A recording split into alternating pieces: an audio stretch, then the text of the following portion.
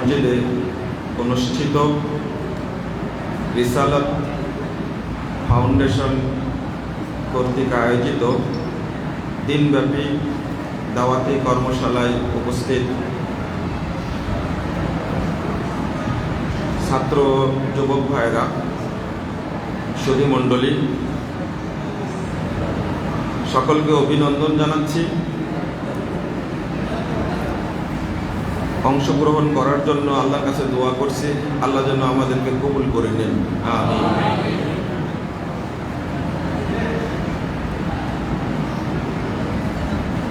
আমার আজকের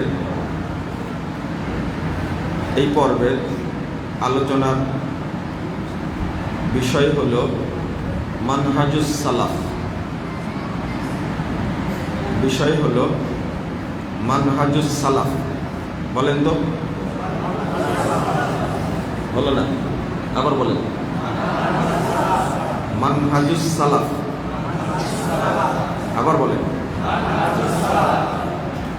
মানহাজুস সালাফ, এবার বলেন, আলাদা আলাদা করে বলেন। মানহাজ, মাযহাব কি? মানহাজ, সবাই বলছেন।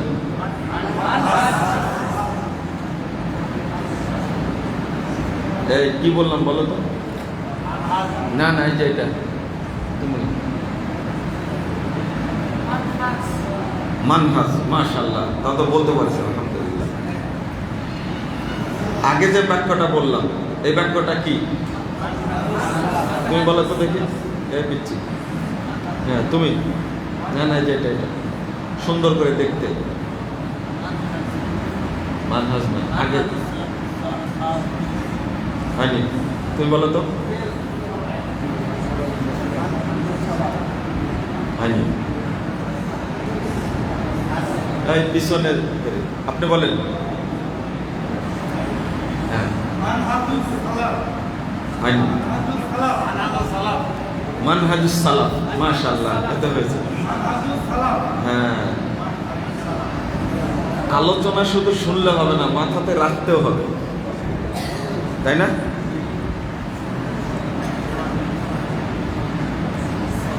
ওই যে উপস্থাপক 2-3 বার বলেছে, 2-3 বারই ভুল করেছে, এই জন্য এবার বললাম, বলা লাগবে না।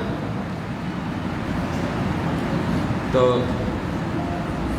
তাহলে একটা হলো মানহাজ, ঠিক আছে? ওই ভাই দাঁড়ান, দেখতে সুন্দর, বর্ষা। হ্যাঁ, কি ভালো করে শুনেননি? পিছনে ওই যে সুন্দর করে ছেলেটা, এই যে আপনার পিছনে, আপনি দাঁড়ান।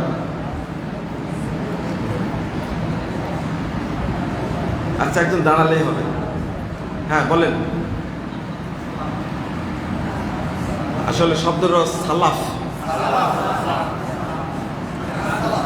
বলি, দন্ডি সয়াকার, হয়াকার, লয়াকার, হ। দন্ডি সয়াকার, লয়াকার, হ। কি হলো? হ্যাঁ, এবার বুঝতে হবে। সালাফ বলেন। সালাফ, সালাফ। কঠিন হচ্ছে? এই কঠিনটাই শুনতে হবে। তাহলে এবার একবারে বলি আমরা, ঠিক আছে? মানহাজ, পরিষ্কার হয়েছে? শেষে কিন্তু বর্গীয় জ,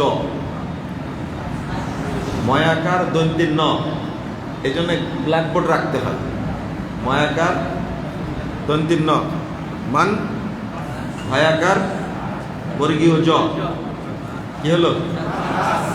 মান। আচ্ছা, এবার মনে থাকবে, তাই না? একসঙ্গে বলি, মানহাজুস সালাফ। আর ভুল হবে না ইনশাআল্লাহ।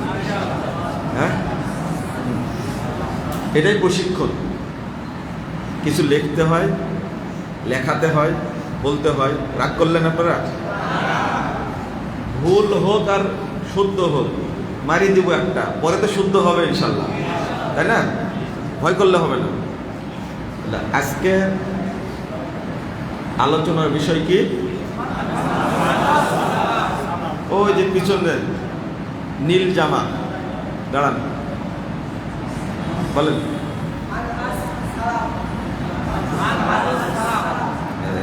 সুন্দর করে বলতে পারছে না। এই লাল জামা দেখি পারে কিনা। মানহাজুস সালাফ, মাশাআল্লাহ, এই হলো শাবাব। শাবাব মানে তরুণ, আরবিতে শাবাব বলে। হ্যাঁ, মানহাজ, ঠিক আছে। আর একটা কি? সালাফ। আরবিতে উচ্চারণটা করছে কি? মানহাজুস সালাফ। আচ্ছা, এখন দুইটা কথা বলে নি, আলোচনার বিষয়টা এটা।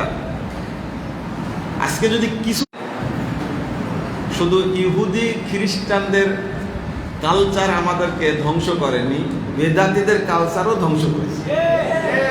আপনি ঠিক বললেও ঠিক, না বললেও ঠিক, বুঝছেন তো? এই যে 2 হাতে আর 4 হাতে মুসাফা, আপনার 2 হাত, বেদাতির 2 হাত, মানে আপনি এক বেদাতি, যে 2 হাত লাগায় ও এক বেদাতি।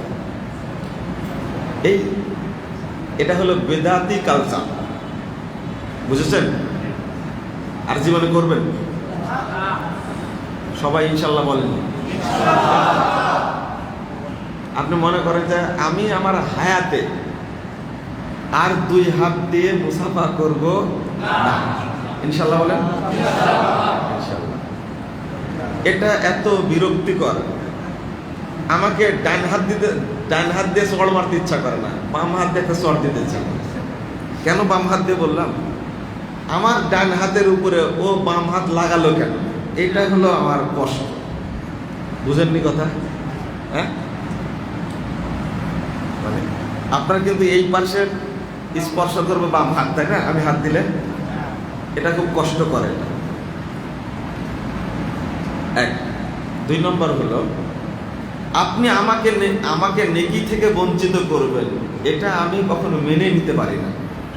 2টা হাদিস এসেছে, একটা আবু দাউদের 5212 নম্বর হাদিস, আর একটা তাবরানী আওসাতের মধ্যে এসেছে। রাসূল সাল্লাল্লাহু আলাইহি ওয়াসাল্লাম বলছেন, 2 জন মুসলিম ব্যক্তি যদি মুলাকাত করে এবং মুসাফা করে, তার 1 হাত আমার 1 হাত, মুসাফা করে, গুফিরা লাহুমা, উভয়কেই ক্ষমা করে দেয়, হাত্তা ইয়াফতারিকা, 2 জন পৃথক হওয়ার আগেই সব পাপ ক্ষমা করে দেওয়া। আর তাবরানীতে যে হাদিসটি এসেছে, রাসূল সাল্লাল্লাহু আলাইহি ওয়াসাল্লাম বলছেন, বসন্তকালের আগে, শীতকালে, তাই না, গাছের পাতা যেমন পড়ে যায়, মুসাফা করে পৃথক হতে হতে ওই রকম তার জীবনের সব পাপ ঝরে যায়। 2 হাতে করলে পাপ ঝরবে না যোগ হবে? যোগ হবে। আর বুকে হাত দিলে আরো যোগ হবে। আর চুমু খালে, আর এরকম করলে, তাহলে বোঝা গেল সুন্নাতের বাহিরে যা যোগ করবেন, সুন্নাত মোতাবেক মুসাফা করলে পাপ ঝরে যেত। সুন্নাত মোতাবেক না করার কারণে পাপ বৃদ্ধি পাওয়া শুরু হলো, তাই না? আল্লাহ আমাদেরকে এই বেদাত থেকে হেফাজত করুন, কি ঠিক আছে? আর জীবনে করবেন মুসাফা, তওবা করবেন। জীবনে মুসাফা করার সময় 2 হাত দেব না, আমার বাচ্চা কাচ্চাকে দিতে দেব না। শিক্ষা দেবে এমনভাবে, এই বেদাতকে একবারে ঝাঁটায়া বাড়ি থেকে, সমাজ থেকে বের করে দিবি ইনশাআল্লাহ, ঠিক আছে? খুব কষ্ট করে এই মুসাফা ধরে আবার একটা দোয়া মারে, কি? ইয়াগফিরুল্লাহু লানা ওয়া লাকুম, তাই না? তারপরে হলো আরেকটা হলো নাহমাদুল্লাহ ওয়া নাস্তাগফিরুহু। এই 2টা দোয়া মুসাফার দোয়া হিসেবে পরিচিত, কিন্তু এটা কোনো দলিল পাওয়া যায় না। আচ্ছা, মাঝখানে অন্যদিকে চলে গেছি। কি জন্য গেছে জানেন? বলেন তো শব্দ 2টা, দাঁড়ান। মানহাজুস সালাম। ঠিক আছে, ঠিক আছে। আচ্ছা, আলাদা আলাদা করে বলতে পারবে কে? এটা খুব সুন্দর ছেলে, দেখি পারে কিনা। মানহাজ আর একটা কি সালাম, মাশাআল্লাহ বলতে পেরেছে। এটা বলতে না, মনে আছে তাহলে, গল্পের মধ্যে অন্যদিকে যায়নি তাহলে। আচ্ছা, মানহাজ শব্দের অর্থ হলো প্রশস্ত পথ। আমি আর একটা শব্দ বুঝা দিই। মানহাজ মানে আলোকিত পথ বা হেদায়েতের পথ। মনে থাকবে? বলেন তো কি মানহাজ মানে? কি হেদায়েতের পথ বা আলোকিত, এটা মানহাজ মানে। তো এই মানহাজ শব্দটা বোঝার জন্য একটা হাদিস বলতে হবে আপনাদেরকে। হাদিসটি আপনাদের মনোযোগ দিয়ে শুনতে হবে, ঠিক আছে? এটা সহিহ মুসলিমের হাদিস, 2484 নম্বর হাদিস।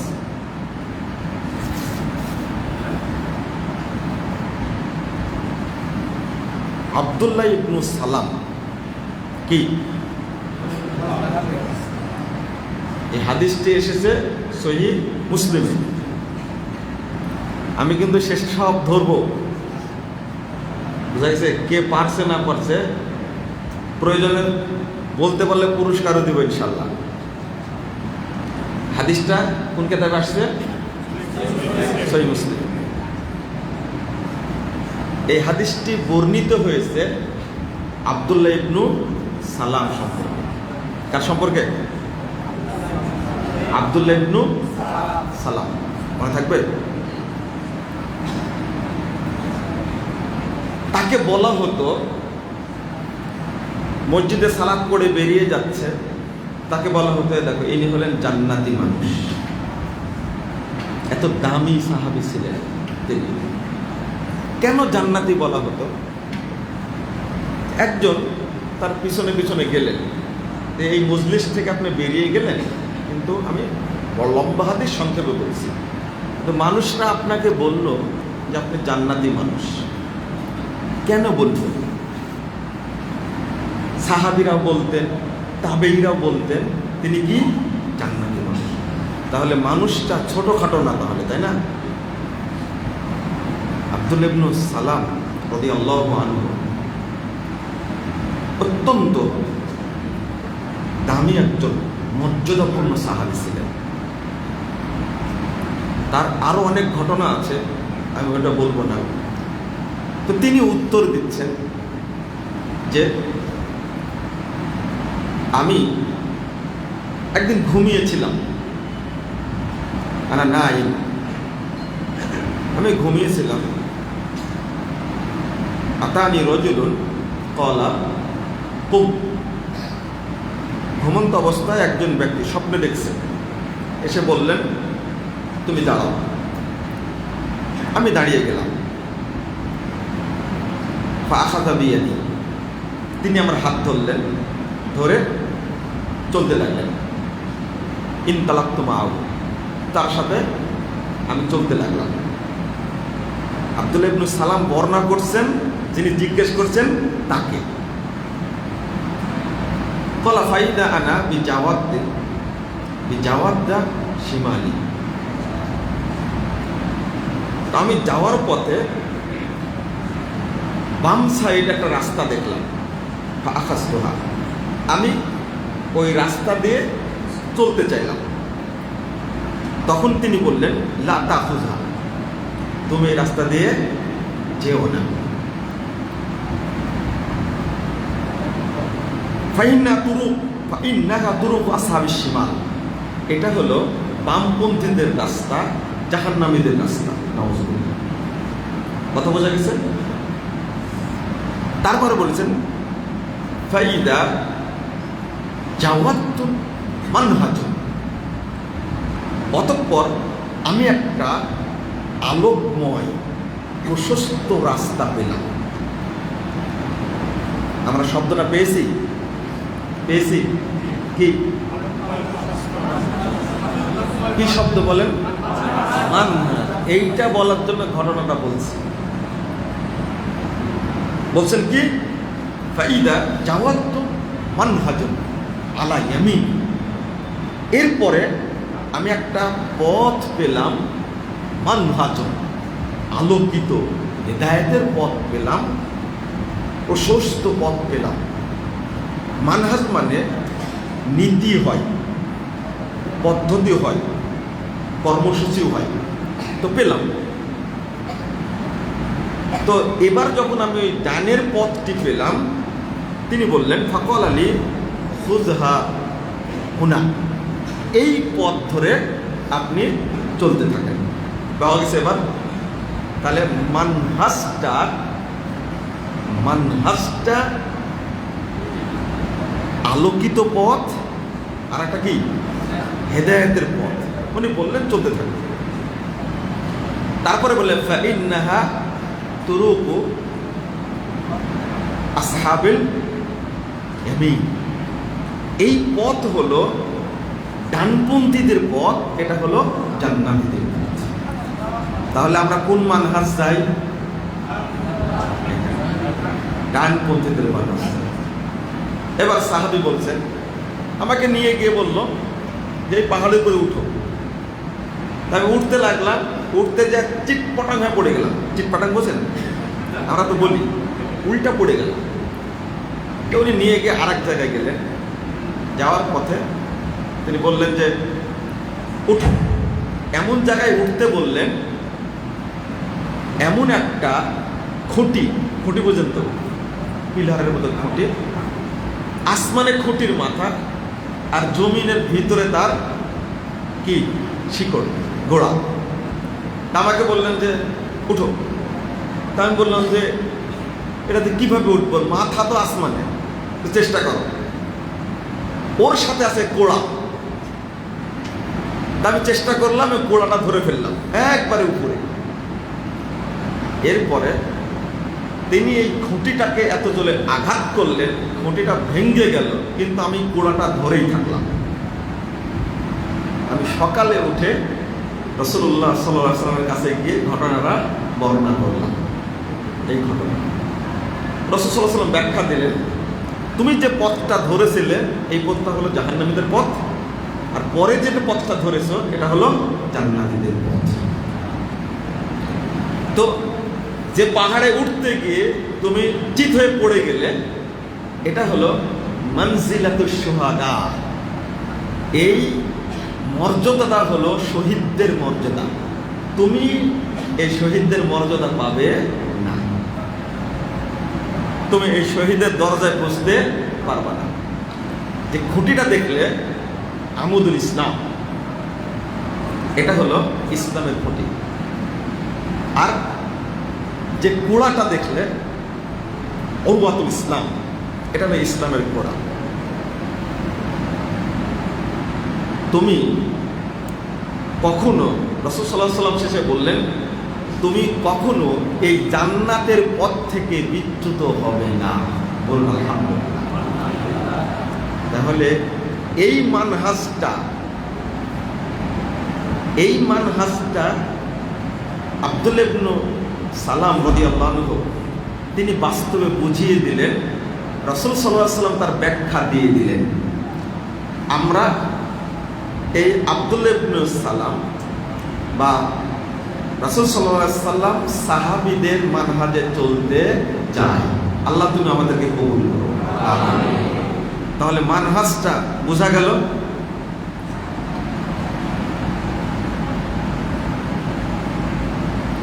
এখন মানহাজ শব্দটা মিনহাজও হয়, মিনহাজও ব্যবহার হয়েছে কোরআন মাজিদের সূরা মাইদা 48 নম্বর আয়াতে আল্লাহ বলছেন, ওয়ালিকুল্লিন জাআলনা মিনকুম শিরআতাও ওয়া মিনহাজা। একই অর্থ পাওয়া গেল। আরেকটা আসছে মুসনাদে আহমদের মধ্যে, মিনহাজুন নবুওয়াহ, তাহলে মানহাজও পাওয়া গেল, আবার কি মিনহাজও পাওয়া গেল। দুইটার অর্থ কি? আলহামদুলিল্লাহ। বুঝেছেন তো? তাহলে এখন আসলে কি সালাফ, তাই না? কি বলবো এখন? সালাফ। সালাফ মানে কি?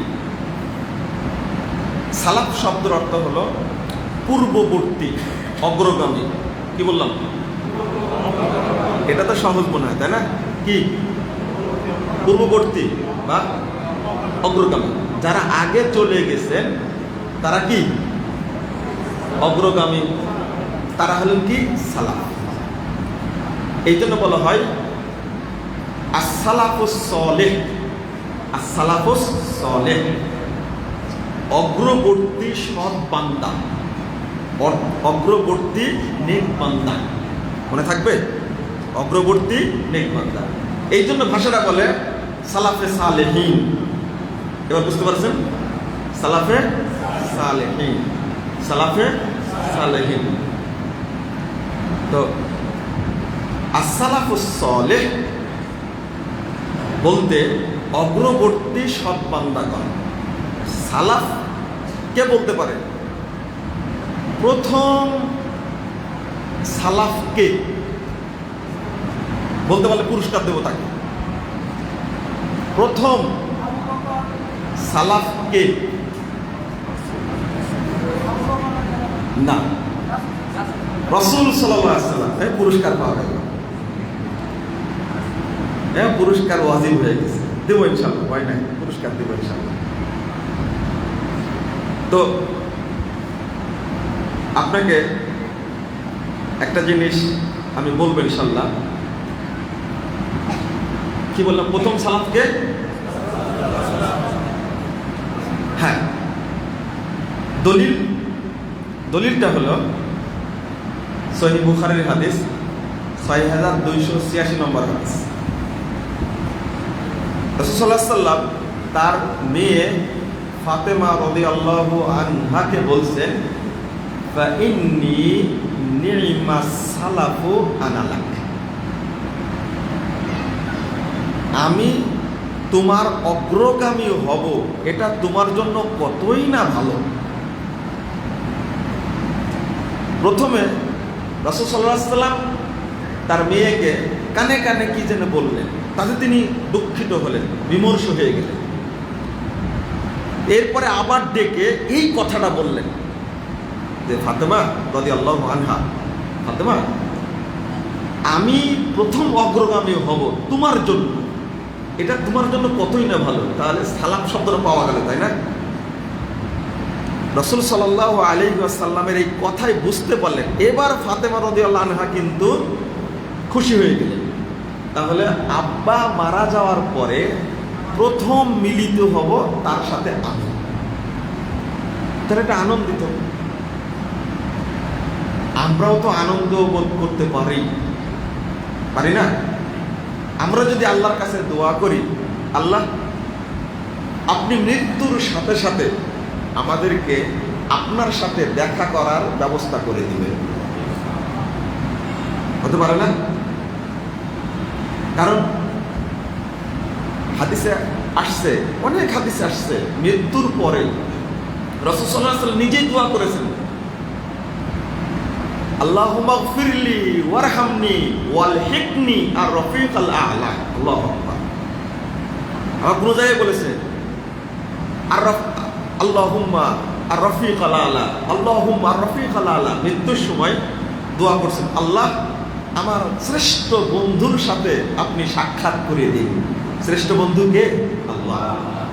তাহলে মৃত্যুর সাথে সাথে মানুষের আল্লাহর সাথে সাক্ষাৎ হতে পারে, যদি আপনি চান সাক্ষাৎ হবে ইনশাআল্লাহ।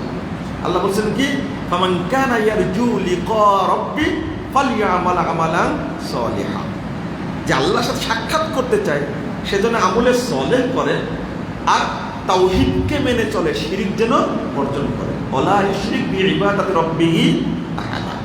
আল্লাহ আমাদেরকে কবুল করুন, আমিন। তো ফাতেমা রাদিয়াল্লাহু আনহা এই কথা শুনে তিনি আনন্দিত হলেন যে আব্বা মারা যাওয়ার পরে যেহেতু তিনি অগ্রগামী হচ্ছেন, এরপরে তার সাথে মিলিত হবেন প্রথম কে? ফাতেমা রাদিয়াল্লাহু আনহা পাওয়া গেছে। এবার তাহলে সালাফ শব্দ পেলাম, মানে অগ্রগামী। কুরআনের আয়াত আসছে, দুইটা অর্থে সালাফ আসছে, একটা হলো অগ্রগামী আর একটা আপনার আদর্শ নসিহত নামে সালাফ শব্দ আসছে। সূরা নিসার মধ্যে খুলেন আপনি 22 এবং 23 নম্বর আয়াত, ইল্লা মা ক্বাদ সালাফ আসছে, কোরআনের মধ্যে আসছে। তাহলে মানহাজ শব্দটাও কোরআন হাদিস থেকে পাওয়া গেল, মানে হাদিস থেকে পাওয়া গেল, কোরআন থেকেও পাওয়া গেল মিনহাজ। আর সালাফ শব্দটাও কি কোরআন থেকেও পাওয়া গেল, হাদিস থেকেও পাওয়া গেল। স্পষ্ট? সালাফ কারা? তাহলে কারা সালাফ? রাসূলুল্লাহ সাল্লাল্লাহু আলাইহি ওয়াসাল্লাম বলছেন,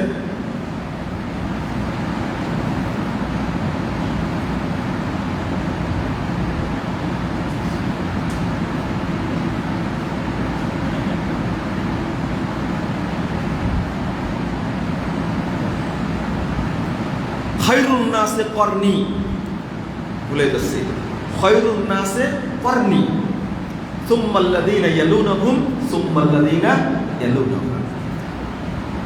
মানুষের মধ্যে শ্রেষ্ঠ মানুষ হলো আমার যুগের মানুষ, সুম্মাল্লাযীনা ইয়ালুনাহুম, এরপরে পরের যুগের মানুষ, সুম্মাল্লাযীনা ইয়ালুনাহুম, তারপরের যুগের মানুষ। তাহলে রাসূল সাল্লাল্লাহু আলাইহি ওয়াসাল্লামের যুগটা হলো শ্রেষ্ঠ যুগ, তারপরে কার? সাহাবীদের যুগ, তারপরে তাবেঈদের যুগ হলো শ্রেষ্ঠ যুগ। কথা বোঝা গেছে? তাহলে খায়রুন নাসি করনি সুম্মাল্লাযীনা ইয়ালুনাহুম সুম্মাল্লাযীনা ইয়ালুনাহুম, 2552 নম্বর হাদিস সহিহ বুখারীর মধ্যে এসেছে। তাহলে 3 যুগের মানুষ শ্রেষ্ঠ। তাহলে আপনাকে বুঝতে হবে এই 3 যুগের মানুষ হলেন সালাফ। এবার বোঝা গেছে 3 যুগের মানুষ কি? সালাফ। বলেন তো কি কি যুগ? রাসূল সাল্লাল্লাহু আলাইহি ওয়াসাল্লামের যুগ, সাহাবীদের যুগ, তাবেঈদের যুগ। রাসূল সাল্লাল্লাহু আলাইহি ওয়াসাল্লাম এবং তার যুগে যারা বেঁচে ছিলেন তারা, তারপরের যুগটা হচ্ছে সাহাবীদের যুগ, তারপরের যুগটা তাবেঈদের যুগ। মনে থাকবে? আমি ধরবো বলেছি। বিরক্ত লাগছে কার কার? হাত তুলে তো। বিরক্ত লাগছে কার কার? বিরক্ত লাগেনি? না, লাগছে। এটা অনেকেই পরীক্ষায় ফেল করেছে আজকে, কারণ 10টা থেকে এসে রাত 10টা পর্যন্ত বসে থাকা অত সহজ না।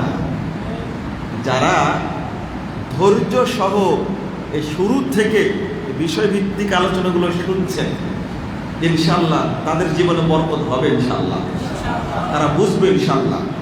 অনেকে ধৈর্য ধারণ করতে পারেনি, চলে গেছে। একজনের আলোচনার সাথে আরেকজনের আলোচনার মিল আছে? আমি যে দুপুরের পরে আলোচনা করলাম তার সাথে মিল আছে? হ্যাঁ? তাহলে যারা চলে গেছে 2-1 তারা মাহরুম হলো না হলো না? মাহরুম, এটা স্বীকার করা লাগবে। তাহলে সালাফ বলা হয় কয় যুগের মানুষকে? কি কি? নাম্বার 1, তারপরে তারপরে তাহলে আমরা মেনে চলবো মানহাজুস সালাফ, সালাফদের মানহাজ পাওয়া গেছে। এবার একটা হলো সালাফ, সালাফ মানে এই 3 যুগের মানুষ। কোন কোন হাদিসে তাবেঈদের যুগকেও বলা হয়েছে, তবে আমরা এই পর্যন্তই থাকি। রাসূল সাল্লাল্লাহু আলাইহি ওয়াসাল্লামের যুগ, সাহাবীদের যুগ এবং তাবেঈদের যুগ। এই যুগের যারা নেক বান্দা তাদেরকে বলা হয় সালফে সালেহিন। বুঝা গেছে? তাহলে সালাফ আর সালাফি, উপস্থাপক কিন্তু উপস্থাপন করছিল একটা জিনিস, যে সালাফিদের মানহাজের উপর আলোচনা হবে, এটা ভুল। এবার একটা পার্থক্য জেনে নেন, সালাফিকে আর সালাফকে, মাল ফারকু বাইনাহুমা, সালাফিকে আর সালাফকে। সালাফকে এটা তো বোঝা হয়ে গেছে, বোঝা হয়ে গেছে ঠিক। ওই শেষ মাথায় বসে আছে, দাঁড়ান। সালাফকে, হ্যাঁ হ্যাঁ, মাশাআল্লাহ, খুব সুন্দর হয়েছে। দেখছেন কত সুন্দর করে বললো। মনে থাকবে তো? মনে থাকবে কতদিন? হ্যাঁ, মাশাআল্লাহ, জীবনে যতদিন বেঁচে আছে ততদিন মনে রাখবে। আপনারা মনে রাখতে পারবেন না ইনশাআল্লাহ। বারাকাল্লাহ ফিক। আলহামদুলিল্লাহ, আজকের আলোচনাটা যদি কবুল হয় তাহলে বাংলাদেশের বহু মানুষ মানহাজুস সালাফ বুঝবে ইনশাআল্লাহ। তাহলে সালাফটা বুঝেছেন, তাই না? তাহলে আমরা কেউ সালাফ, আমরা সালাফি এবার হয়েছে। তাহলে আমরা কি সালাফি? তাহলে আমি আলোচনা করবো কি সালাফিদের মানহাজ না সালাফদের মানহাজ? এবার বোঝা গেছে আমার আলোচনা কি সালাফদের মানহাজ।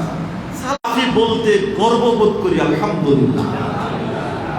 একজন খাঁটি আহলে হাদিস নিজেকে আহলে হাদিস পরিচয় দিয়ে যেমন গর্ববোধ করে, তার চেয়ে গর্ববোধ করে বেশি সালাফি পরিচয় দিয়ে। কথা বোঝা গেছে? আমরা কি সালাফি, অর্থাৎ আমরা রাসূল সাল্লাল্লাহু আলাইহি সাল্লাম, সাহাবায়ে কেরাম, তাবেঈনে এজামের পথে চলি, তাদের নীতির অনুসরণ করি, এই জন্য আমরা সালাফি। তাহলে সালাফ আর সালাফির মধ্যে পার্থক্য আছে না? হ্যাঁ, এটা বুঝতে হবে। আমরা কি সালাফি। আমি বলছি আবারও, সালাফি এই জন্য আমরা রাসূল সাল্লাল্লাহু আলাইহি সাল্লাম, সাহাবায়ে কেরাম এবং তাবেঈনে এজামের নীতিতে চলি, তাদের পথে চলি, তাদের মানহাজে চলি, এই জন্য আমাদের নাম কি সালাফি। এবার বোঝা গেছে? এই ভাই আপনি দাঁড়ান তো দেখি। না না, আপনি না, এই যে পিছনে। হ্যাঁ, আমরা কি সালাফি না সালাফ? সালাফি, ঠিক তো? কাকে বলে সালাফি? না, হলো না, উত্তর হলো না। তারমানে আপনারা বললেন না, উনি বলবেন। সুন্দর। সালাফি কেন আমরা?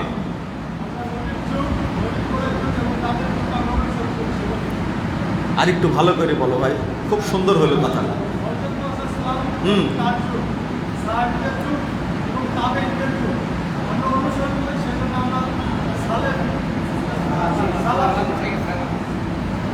আর একটু ভালো করে কে বলতে পারবেন?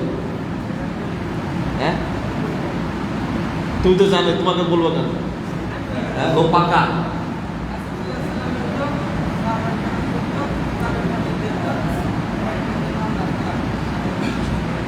সুন্দর হয়, সাহস আছে দেখছি। হ্যাঁ বলেন তো দেখি, খুব সাহস দেখছি। মাশাআল্লাহ, আগেরটা কিন্তু ভুল হয়েছিল কথা। হ্যাঁ, এক বাক্য হয়েছে, কিন্তু একটু আমি যেভাবে বললাম, বলেন তো এইভাবে। আমি এইভাবে বলিনি কিন্তু। আরে হ্যাঁ, আপনি বলেন তো দেখে। আপনি দাঁড়ান, থামেন থামেন, দাঁড়ান।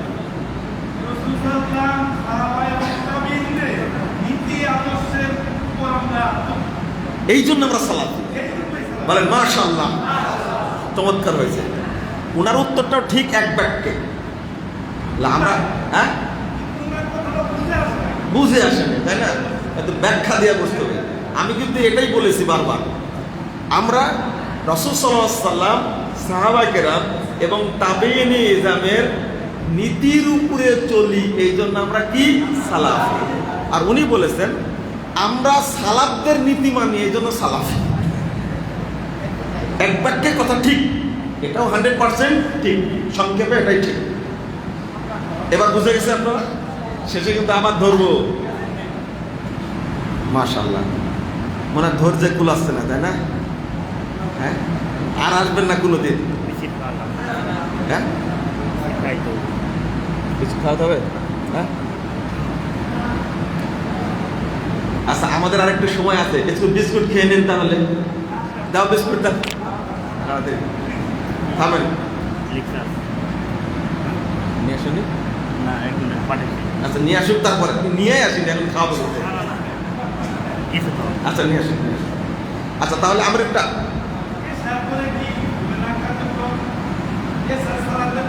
এসার পরে হার্ড কার্যক্রম আছে নাই, মানে এসার পরে তো সাইজ করবো ইনশাল্লাহ, বসেন। তো আসলে প্রশিক্ষণ যেটা প্রশিক্ষণই আলহামদুলিল্লাহ, এত মানুষ যে উপস্থিত হবেন আমরা কল্পনাও করিনি, আলহামদুলিল্লাহ সেই সকাল থেকে।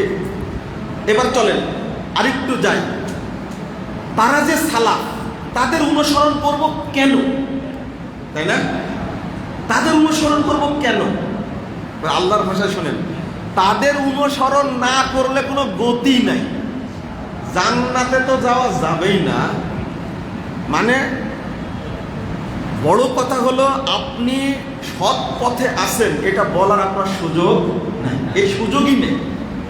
আল্লাহ বলছেন সূরা বাকারা 137 নম্বর আয়াত, এই বাবা তোমরা বসো তো, এরা দেখতে পেয়ে তোমাদের তাকাচ্ছে, আমার দিকে তাকা থাকেন, বাড়িতে যেন মেজাজ না যায়, এখানে মেজাজ দেন, মনোযোগ দেন এখানে। আল্লাহ বলছেন ফাইন আমানু বিমিসলি মা আমানতুম বিহি ফাকাদ ইহতাদাউ। আল্লাহ বলছেন, এটা সাহাবা কিরামকে বলছেন আল্লাহ, তোমরা যেভাবে ঈমান এনেছো তারা যদি ওইভাবে ঈমান আনে ফাকাদ ইহতাদাউ, তাহলে তারা হেদায়েত পাবে। আল্লাহ বলছেন সাহাবা কিরাম যেভাবে ঈমান এনেছেন ওইভাবে যদি আমরাও ঈমান আনি তাহলে হেদায়েত পাবো। দুর্ভাগ্য, আল্লাহ শর্ত করেছেন। আপনারা তো জানেন একটা জিনিস, আচ্ছা কেউ এসএসসি পাস না করে এইচএসসিতে ভর্তি হতে পারবে? হ্যাঁ পারবে, জাল সার্টিফিকেট হলে, কিন্তু পারবে কি? ধরা খাইতে হবে। হ্যাঁ, তাহলে এসএসসি পাস না করে এইচএসসিতে ভর্তি হওয়া সম্ভব না। আল্লাহ শর্ত করেছেন এখানে, কেউ অনার্স পাস না করে মাস্টার্সে ভর্তি হওয়ার সুযোগ নাই, এটা তো জানেন তো অন্তত। তো আল্লাহ বলছেন যদি তাদের অনুসরণ করে, সাহাবা কেরামের অনুসরণ যদি করে তাহলে হেদায়েত পাবে। তারপরে আল্লাহ বলছেন ওয়াইন তাওয়াল্লাউ, ওয়াইন তাওয়াল্লাউ, আমি কিন্তু আয়াতটা প্রথমে পড়েছি মনে আছে, এটাই শুরু করেছি। ওয়াইন তাওয়াল্লাউ ফাইন্নামা হুম ফি শিকাক। আল্লাহ বলছেন যদি এই শর্ত মেনে না নেয় তাহলে তারা ভ্রষ্টতার মধ্যেই থাকবে, বক্রতার মধ্যেই থাকবে, তারা জাহান্নামীদের মধ্যেই থাকবে। তাহলে আল্লাহ বলে দিচ্ছেন তাদের পথের অনুসরণ করতে হবে, না করলে কেউ হেদায়েত পাবে না। ও ভ্রষ্টতার মধ্যে থাকবে, ও বিভ্রান্তির মধ্যে থাকবে, ও বক্রতার মধ্যে থাকবে, জাহান্নামীদের মধ্যেই থেকে যাবে। কারণ হেদায়েত পেলে জান্নাত, আর হেদায়েত না পেলে জাহান্নাম। এটা তো আগে আপনাদের বুঝতে হবে যে সালাফদের পথের অনুসরণ ছাড়া, নীতির অনুসরণ ছাড়া কোনো উপায় নেই। এক। দুই, সূরা নিসা 115 নম্বর আয়াত আল্লাহ বলছেন ওয়ামাই ইউশাকিকির রাসূল মিন বাদি মা তাবাyyana লাহুল হুদা ওয়া ইয়াত্তাবি গায়রা সাবিলিল মুমিনিন নুআল্লিহি মা তাওয়াল্লা ওয়া নুসলিহি জাহান্নাম ওয়া সাআত মাসীরা। আমি যে বললাম যে জাহান্নামীদের মধ্যেই থাকবে, ওরা জাহান্নামে পতিত হবে, তার দলিল এটা। হেদায়েত প্রকাশিত হওয়ার পরে যারা রাসূল সাল্লাল্লাহু আলাইহি সাল্লামের বিরুদ্ধাচরণ করবে, তার আদর্শ মানবে না, এক। ওয়ায়াত্তাবি গায়রা সাবিলিল মুমিনিন, সাহাবা কেরামের নীতি রাস্তার মূল নীতির উল্টা চলবে, সাহাবীদের রাস্তায় চলবে না, তাদের রাস্তার উল্টা চলবে। নুআল্লিহি মা তাওয়াল্লা। আল্লাহ বলেছেন ও যেদিকে ফিরতে চায় আমি ওকে ফিরিয়ে দিব। ওয়া নুসলিহি জাহান্নাম, এরপর আমি আল্লাহ তাকে জাহান্নামে নিক্ষেপ করব। তাহলে কত ভয়াবহ জিনিস আপনি চিন্তা করেন। আল্লাহ বলছেন সাহাবীদের সালাফদের নীতির অনুসরণ না করলে তার মুক্তির কোনো পথ নাই। বরং উল্টা চললে আল্লাহ বলছেন আমি তাকে জাহান্নামে ফেলে দিব, আসার মারবো। অনুসলিহি জাহান্নাম, আমি তাকে জাহান্নামে আসার দিব। কত সহজ। ওয়ায়াত্তাবি গায়রা সাবিলিল মুমিনিন, সালাফদের রাস্তায় চলতে হবে, এটা আবশ্যক, ফরজ। আপনি নিজের নীতি তৈরি করে চলতে পারবেন না, সুযোগ নাই। আল্লাহ বলছেন সূরা লুকমান 15 নম্বর আয়াত, ওয়াত্তাবি সাবিলা মান আনাবা ইলাই। আল্লাহ বলছেন আপনি অনুসরণ কর, তুমি অনুসরণ করো তার রাস্তায় যে আমার দিকে ধাবিত। বলুন সবচেয়ে প্রিয় মানুষ নবী রাসূলদের পরে কারা কারা? সাহাবীরা। তারপরে কারা? তাবেঈরা। তারপরে কারা? তাবেঈরা। আল্লাহু আকবার।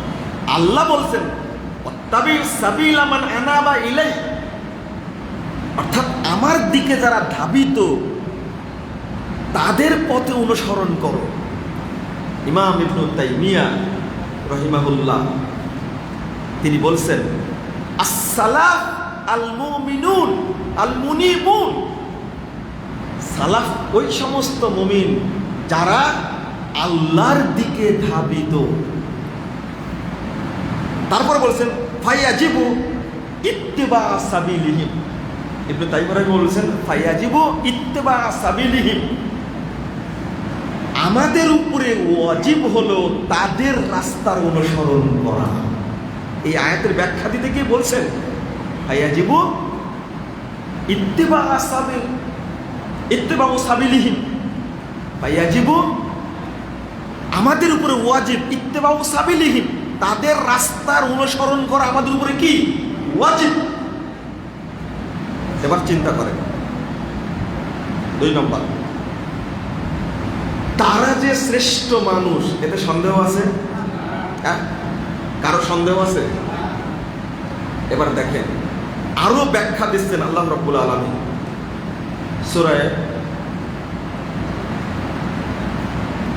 সূরা তওবা 100 নম্বর আয়াত এবং সূরা আরাফ 119 নম্বর আয়াত। আরাফ না আনফাল? আল্লাহ বলছেন ইয়া আইয়ুহাল্লাযীনা আমানুত্তাকুল্লাহ ওয়া কুনু মা'আস সাদিকিন। এই ইমানদারগণ তোমরা আল্লাহকে ভয় করো এবং সত্যবাদীদের সাথে থাকো, সৎ বান্দাদের সাথে থাকো। সৎ বান্দা কারা?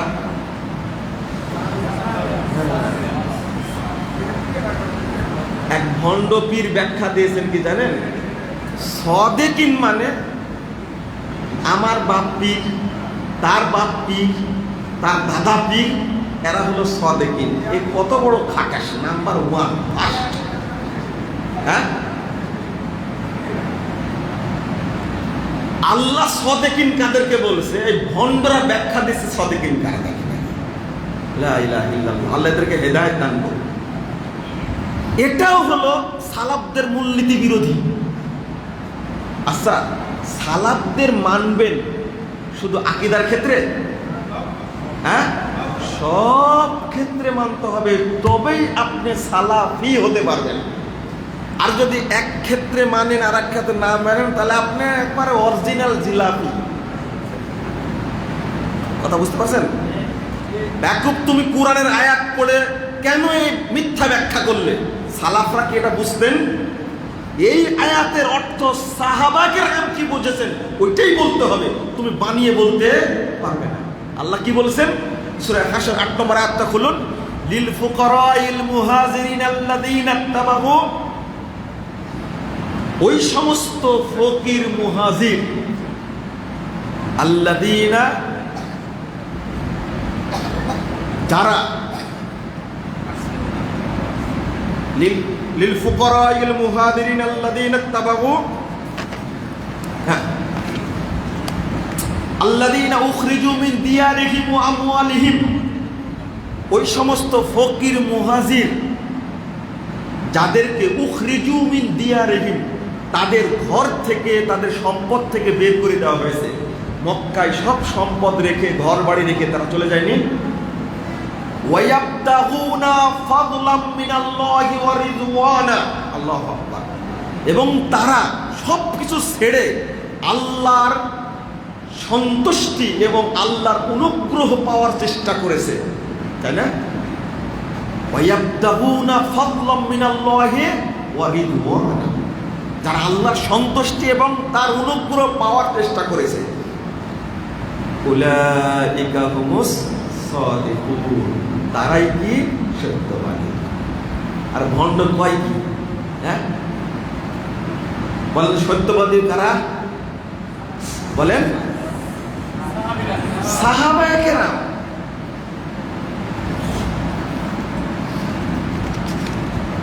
জান্নাতের সুসংবাদ প্রাপ্ত যারা অগ্রিম সুসংবাদ পেয়েছেন তাদের মধ্যে কয়জন? 10 জন। কয়জন? 10 জন। জান্নাতে সুসংবাদ প্রাপ্ত সাহাবী কিন্তু আরো অনেক, আরো অনেক, আরো অনেক বলতে সাহাবী যারা তারা সবাই জান্নাতে। কারণ কি? তারা কি সবাই জান্নাতে। তার দলিল, তার দলিল আপনি সূরা তওবা 100 নম্বর আয়াত খুলুন। আল্লাহ বলছেন, আস-সাবিকুনাল আউয়ালুনা মিনাল মুহাজিরিনা ওয়াল আনসার ওয়াল্লাযীনা ইত্তাবাউহুম বিইহসান রাদিয়াল্লাহু আনহুম ওয়া রাদু আন। আল্লাহু আকবার। মানে আস-সাবিকুনাল আউয়ালুন, যারা পূর্বে চলে গেছে, মিনাল মুহাজির ওয়াল আনসার।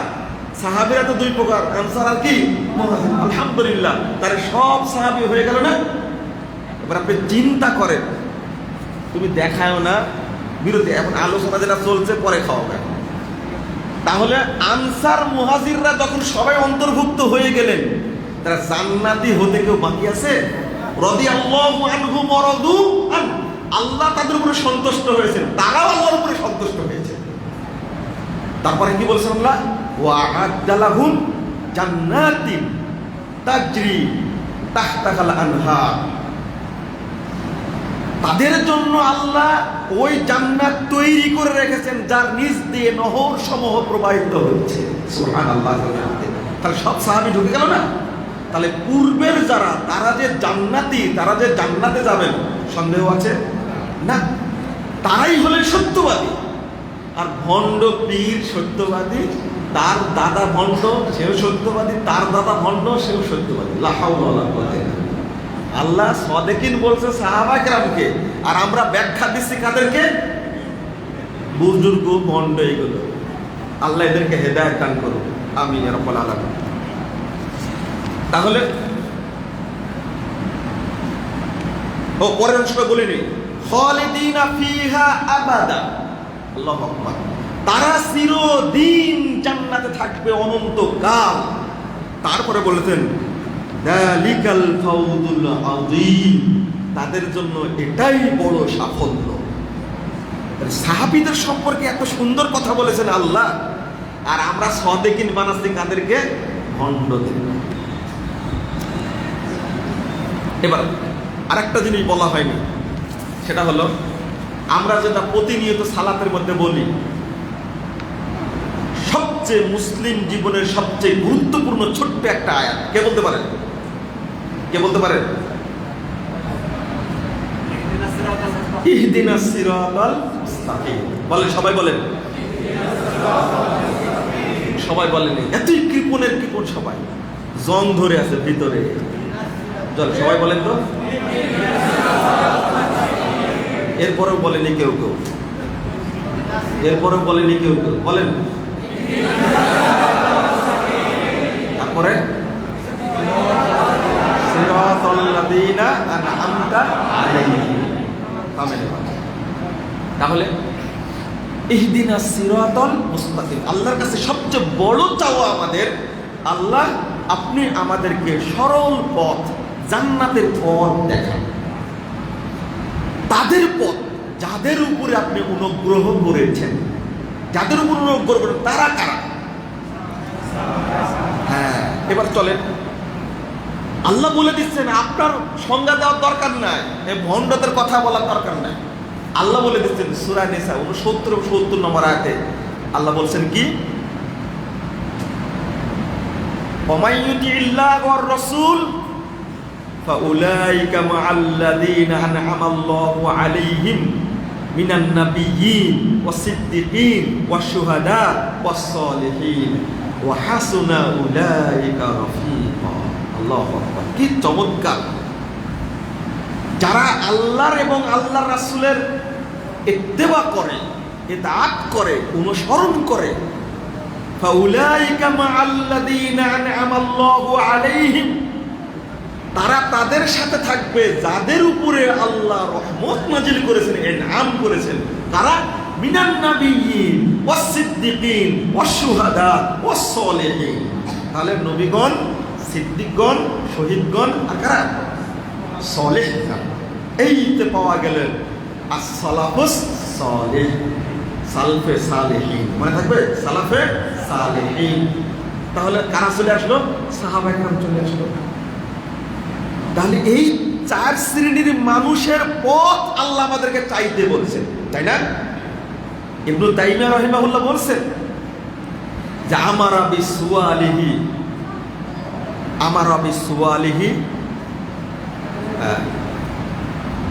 আল হিদায়াহ, বলে যাচ্ছি, আমরা বিসওয়ালিহি আল হিদায়াহ ইলা সিরাতিহি।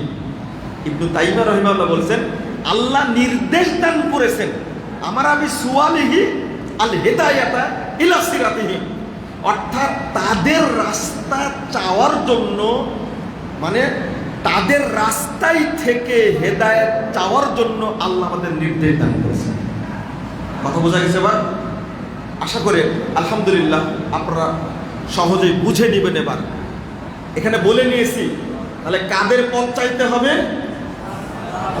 সালাফদের পথে আমাদের থাকতে হবে, অন্য কারো পথে যাওয়া যাবে না।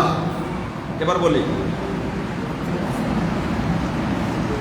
মানহাজ, আপনারা একটা কথা প্রচার করছেন যে ইনি কি সহি আকীদার মানুষ, এ কথা কি ঠিক? ঠিক নয়। কারো শুধু আকীদা সহি কিন্তু আমল সহি না, কারো আমল সহি কিন্তু আকীদা সহি না। এ কি সালাফি? কি এটা? হ্যাঁ, ও কিভাবে সালাফি হলো? ওর যা আকীদা সহি, এটাই বুঝাতে হবে, বুঝতে হবে আপনাদেরকে, নিজেকে বুঝতে, অপরকে বুঝাতে হবে। তুমি এক ক্ষেত্রে মানবে, আর এক ক্ষেত্রে মানবে না, এই মুনাফিকি কেন? তুমি একটা অংশ মেনে বলবে আমি সালাফি, না তুমি সালাফি না, তুমি জিলাফি। তুমি কেমনে বললে? সাহাবীদের কোনো একটা অংশ মেনে ও সালাফি হতে পারবে না। আপনাকে হতে মানহাজুস সালাফ ফিল আকীদা ওয়াল আমাল ওয়াল আখলাক, অর্থাৎ আপনাকে ফি শুয়ুনি কুল্লিহা, অর্থাৎ আপনাকে সালাফদের মানহাজটা অনুসরণ করতে হবে আকীদার ক্ষেত্রে, আমলের ক্ষেত্রে, আখলাকের ক্ষেত্রে, রাজনীতির ক্ষেত্রে, অর্থনীতির ক্ষেত্রে, সমাজনীতির ক্ষেত্রে, রাষ্ট্রনীতির ক্ষেত্রে, সব ক্ষেত্রে মেনে চলতে হবে সালাফদের মানহাজ। আপনি আকীদার ক্ষেত্রে সহি আকীদা, রাজনীতির ক্ষেত্রে শিয়া আকীদায় হলো না। আপনি আকীদার ক্ষেত্রে শিয়াদের মানে সহি আকীদা, রাজনীতির ক্ষেত্রে আপনার রাজনীতি হলো শিয়াদের মতো, নাউজুবিল্লাহ। এ কি সালাফি? না, হতে পারে না। আবার রাজনীতির ক্ষেত্রে আপনি হলেন আব্রাহাম লিঙ্কন পন্থী, রাজনীতির ক্ষেত্রে আপনি মাওসেতুং পন্থী, রাজনীতির ক্ষেত্রে আপনি, অর্থনীতির ক্ষেত্রে আপনি কার্ল মার্কস পন্থী, আপনি কারুনপন্থী, আপনি লেনিনপন্থী। আস্তাগফিরুল্লাহ, আস্তাগফিরুল্লাহ, আস্তাগফিরুল্লাহ। তাহলে আপনি যখন নামাজ পড়ছেন, সালাত আদায় করছেন একেবারে রাসূলের তরিকায়, সালাত পড়ে গিয়ে আপনি যে অর্থনীতির কাজ করছেন সেই অর্থনীতি একেবারে সুদী অর্থনীতি, এইটা হলো সরাসরি কারুনী অর্থনীতি। আর যখন রাজনীতিতে যোগ দিচ্ছেন এটা সরাসরি হয় ফেরাউনি রাজনীতি অথবা আবু জেহেলের রাজনীতি অথবা নমরুদের রাজনীতি। বুঝেননি কথা? তাহলে আপনি কি সালাফি? নট। আপনি কি সালাফদের মানহাজের উপরে আছেন? না। আমি মনে হয় বোঝাতে পারছি না। আল্লাহ কাদেরকে বুঝাবো? শিক্ষিত মানুষদেরকে তুমি বুঝার তৌফিক দান করো, সাধারণ মানুষদেরকে আল্লাহ তুমি বুঝার তৌফিক দান করো। তাওহীদ যেমন বুঝি না, মানহাজ তেমন বুঝি না। মানহাজের তলাতেও কালি, তাওহীদের তলাতেও কালি। লা ইলাহা ইল্লাল্লাহ হতে পারে না। আবার একজন ব্যক্তি এত সুন্দর কথা বল, আখলাক আদব, আখলাক এত চমৎকার, আখলাক আদব এত চমৎকার, কল্পনাই করা যায় না। কথা বলবে এত সুন্দর, ও রিকশাওয়ালা কোনো দিন ওকে মানে আগে সালাম দেওয়ার সুযোগ পাইনি। চিন্তা করেন কত ভালো মানুষ। বুঝতে পারছেন কথা? রিকশাওয়ালা কোনোদিন, ওর ড্রাইভার কোনোদিন ওকে আগে সালাম দেওয়ার সুযোগ পায়নি, সুযোগই নাই। ড্রাইভার সালাম দেওয়ার আগে ও সালাম মারে। চিন্তা করেন, কথা এমন ভাবে বলে, এত সুন্দর কথা বলে, মানে এত নরম কথা মনে হয় ফেরেশতাও বলতে জানে না। অথচ এই লোকটা পাক্কা সুফি, একটা কি পাক্কা সুফি, পাক্কা মাজার পূজারি। কথা শুনলে, আখলাক শুনলে, বাবা কেমন আছো বাবা, খুব ভালো। কথা শুনলে মনে হচ্ছে ফেরেশতাও এত সুন্দর না। এই লোকটাই হলো পাক্কা মাজার পূজারি। দেখি সালাফি না, না, লা ইলাহা ইল্লাল্লাহ। তাহলে আখলাক ভালো, কিন্তু ওর আকীদা একবারে গোবর পচা। আরে গোবর তো কাজে লাগে, কাজে লাগে না? এই মাথায় গোবর আছে, এই কথাটা বলাটা ঠিক না। গোবর থাকলে কিন্তু কাজ আছে গোবরে। হ্যাঁ, জৈব সার, ওটা তো কাজ হয়। কিন্তু ওই মাজার পূজারের যে মাথায় যে গোবর আছে, এটা গোবরও না। যা আছে ওর মাথার মধ্যে, এটা দিয়ে কোনো কাজে আসবে না, কোনো কাজে আসবে না। আপনি চিন্তা করেন। আবার আমেন, কথা বলেন না।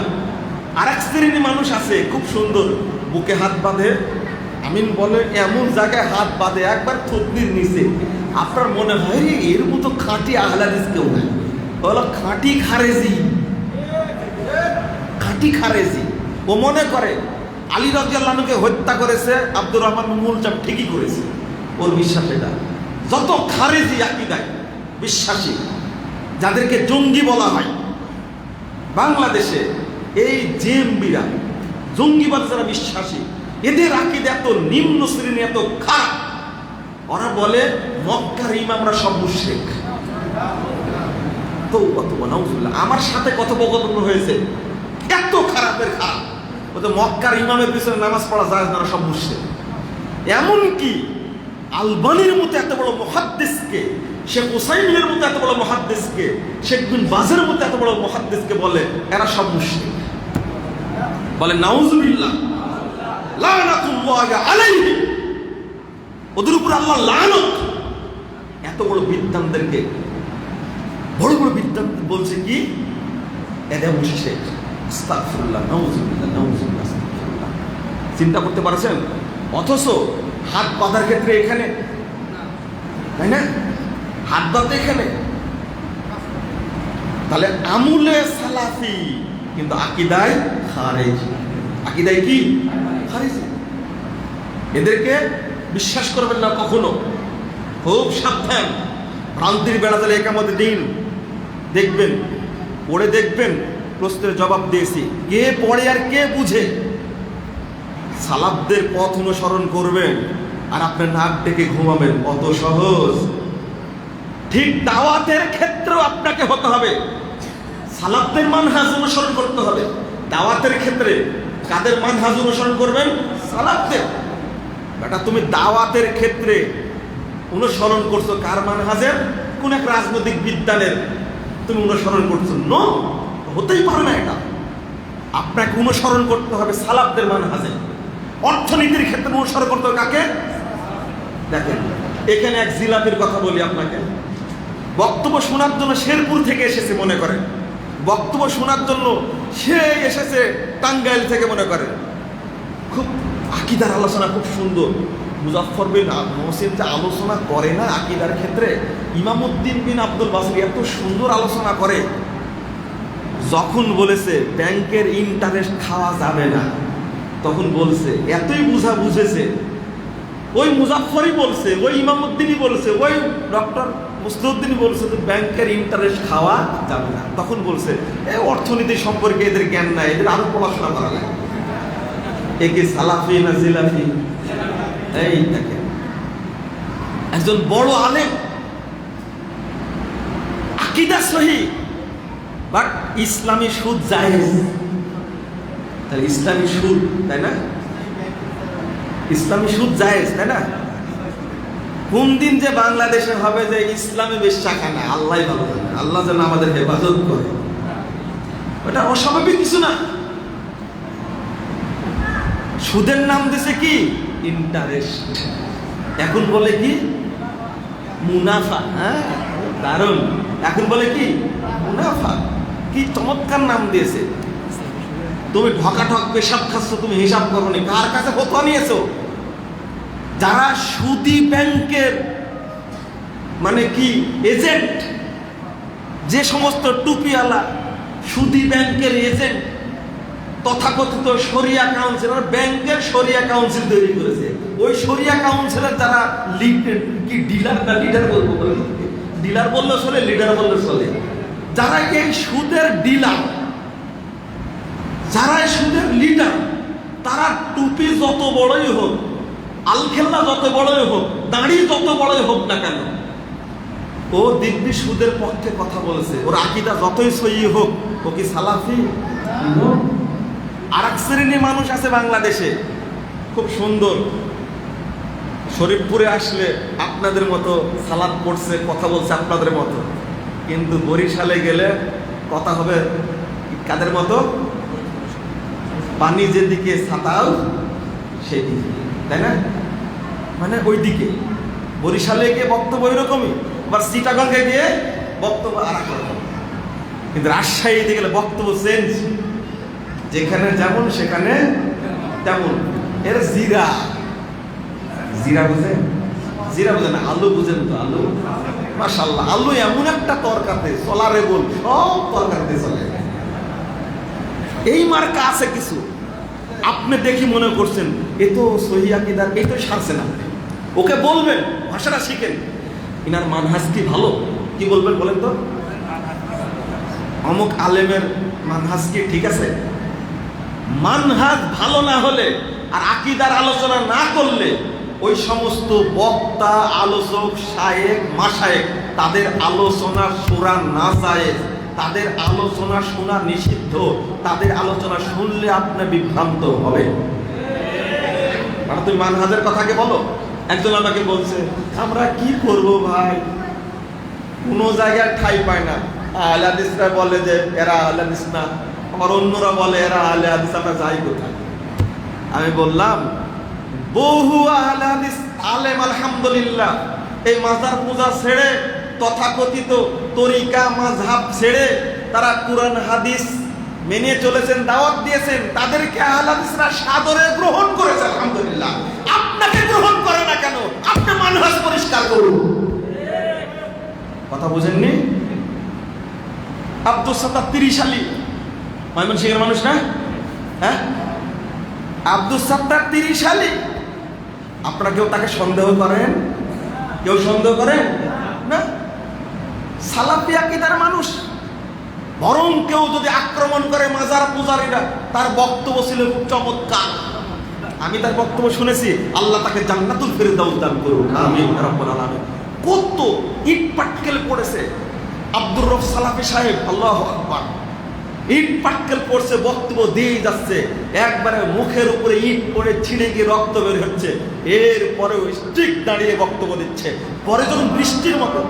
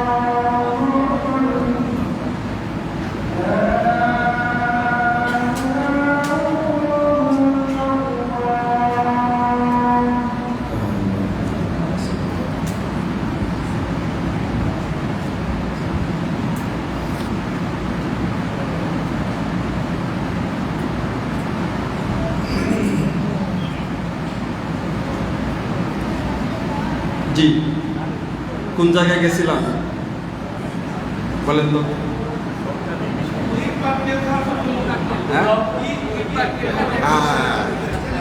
তো বক্তব্য দিচ্ছেন, পরিষ্কার মানহাজ পরিষ্কার হয়েছে। আশেপাশের যত আহলে হাদিস লোক ছিল, তরুণরা ছিল, সব ঝাঁক ধরে এসে আলহামদুলিল্লাহ বন্ধ হওয়া প্রোগ্রাম আবার শুরু করলেন। কথা বুঝতে পারলেন? তা আপনাকে সন্দেহ করে কেন? আগে মানহাজ পরিষ্কার করেন। বুঝতে পারেননি কথা? মানহাজ পরিষ্কার করেন। বন্ধুরা আমার, এরা সালাফি না, এরা কি জানেন? মুতাসাল্লিফ। ভাষাটা বলেন তো? মুতাসাল্লিফ শব্দ সালাফ থেকে এসেছে, কিন্তু যখন এটা চলে যাবে বাবে তাফাউল থেকে, তখন অর্থ হবে আলাদা। মুতাসাল্লিফ মানে সালাফির ভান ধরা, যে ভান ধরে। কি তাহলে এরা সালাফি না, কি মুতাসাল্লিফ মানে কি ভান ধরেছে, এটা আসলে সালাফি না। খুব দুঃখের সাথে বলছি, আপনারা না বুঝার কারণে যাকে তাকে আপনারা ট্যাগ লাগাই দেন। আর শরীফপুর মসজিদে অমুক আহলে হাদিস মসজিদ অমুক বাদে খুতবায় দাঁড়ায় দেন আপনি, অথচ তার মধ্যে বিদ্বেষ, আলবানির প্রতি বিদ্বেষ, ইমাম বুখারীর প্রতি বিদ্বেষ, তার মধ্যে আহলে হাদিসদের প্রতি বিদ্বেষ। কিছু লোক, একজন শায়েখ বলছে, কখনোই না, আমি আহলে হাদিস কোনোদিনই না, ছিলামও না, এখনো না। আর একজন বলছে না, আহলে হাদিস লা মাযহাবি না, এরা একটা মাযহাব। আহলে হাদিস কি একটা মাযহাব? ওনাকে জিজ্ঞেস করতে হবে, আহলে হাদিস মাযহাব আপনি যে বললেন ভাষাটা, তো এরা এই আহলে হাদিস কে তৈরি করেছে, কোন ইমামের মাযহাব এটা? এরপরে বলছে যে আহলে হাদিসরা একটা হাদিস মানে বাকি সব হাদিস অস্বীকার করে। আর হানাফিরা, এরা হানাফিদের চেয়েও খারাপ। আহলে হাদিসরা হানাফিদের চেয়েও খারাপ। আমরা ট্যাগ লাগাই দিছি, ইনি হলেন সহিহ আকীদার শায়েখ, তাই না? যার মুখ থেকে এটা বের হতে পারে তাকে আপনি সহিহ আকীদার সার্টিফিকেট দিতে পারেন? অত সহজ না। আমি উল্টাটা বলি, বেটা তুমি আহলে হাদিস মঞ্চে এসে বক্তব্য দেওয়া বলে পিঠের চামড়া আছে, আহলে হাদিসরা এই দেশে না থাকলে তোমার পিঠের চামড়া থাকতো না। মাজার পূজারীরা তোমার পিঠের চামড়া তুলে দিত। আহলে হাদিস সমাজে এসে তুমি দিন প্রচার করার সাহস পেয়েছো, ব্যবসা করার সুযোগ পেয়েছো। আহলে হাদিস এই রূপ দেখায়, মুতাসাল্লিফ রূপ দেখায় আহলে হাদিস ব্যক্তিদের কাছ থেকে রসদ কামাই করেছো। আর আজকে ঘাড় যখন মোটা হয়েছে, শরীর যখন তাজা হয়েছে, তখন বলছো যে আহলে হাদিসরা খারাপ বেশি, মাযহাবীদের চেয়েও খারাপ বেশি। তোমার 14 পুরুষ বলতে পারবে না যে আহলে হাদিসদের ইমাম কে। তোমাকে বলতে হবে, তোমাদের মুসলিম হও, তোমাকে বলতে হবে আহলে হাদিসদের ইমাম হলেন মুহাম্মদ রাসূলুল্লাহ সাল্লাল্লাহু আলাইহি ওয়াসাল্লাম। নিঃসন্দেহে যে বলে আমি হাম্বলি, নিঃসন্দেহে স্বীকার করতে হবে। যে নিজে বলে হাম্বলি, তাকে বিশ্বাস করতে হবে 241 হিজরি পূর্বে হাম্বলি মাযহাব ছিল না। ছিল? যে নিজেকে দাবি করে আমি মালিকি, কখনোই ওই ব্যক্তি বিশ্বাস করুক 193 হিজরির পূর্বে এই মাযহাব ছিল না। পেলে কোথায় তুমি? কিন্তু একজন ব্যক্তি হানাফি বলে দাবি করে, নিঃসন্দেহে বুঝতে হবে 80 হিজরির পূর্বে, 80 হিজরির পূর্বে হানাফি ছিল না। কারণ ইমাম আবু হানিফা রাহিমাহুল্লাহর জন্মই কখন? কখন? 80 হিজরি। আমি যদি বলি আমার ইমাম মুহাম্মদ সাল্লাল্লাহু আলাইহি ওয়াসাল্লাম, ওই জায়গায় তো চুলকানি, তাই না? আমাদের ইমাম কে? মুহাম্মদ রাসূলুল্লাহ সাল্লাল্লাহু আলাইহি ওয়াসাল্লাম।